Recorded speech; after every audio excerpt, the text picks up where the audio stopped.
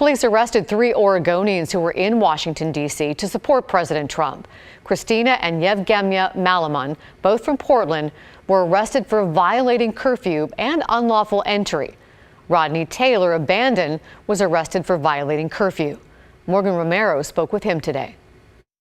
Congress affirmed Joe Biden's victory over President Trump Wednesday night. But hours before, those who falsely claimed the election was stolen tried to interfere with the democratic process and stop Congress from certifying Biden's win.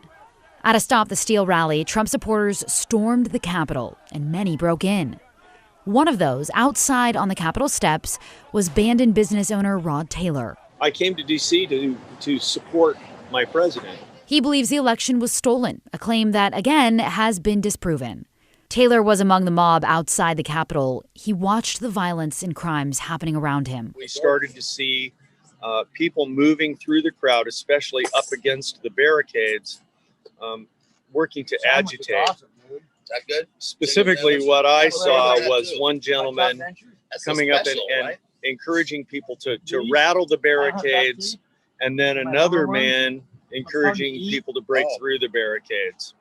Eventually, it just became a totally untenable situation. So I backed off. Taylor was arrested outside his hotel later in the evening for violating the D.C. mayor's 6 p.m. curfew. 2 other Oregonians, Christina and Yevgenia Malaman, were also there and arrested for violating curfew and unlawful entry on Capitol grounds.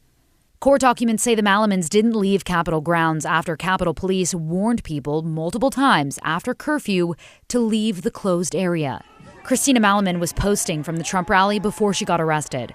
You can see from her Instagram, she's a vocal and active Trump supporter. Christina lives in Portland and is vice chairwoman of Young Republicans of Oregon.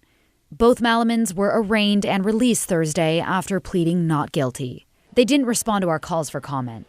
As for Taylor, he got out of jail after 7 hours and a $25 fine. He's in D.C. till Friday. I'm walking around with my protest sign and trying to talk to people on the streets. In a statement today, Oregon's U.S. Attorney Billy Williams called what happened yesterday an abomination and utterly indefensible, adding, "I join my fellow U.S. attorneys in unequivocally stating that if we learn of any Oregonians who traveled to participate in this violence, they will be prosecuted in the District of Oregon to the fullest extent of the law."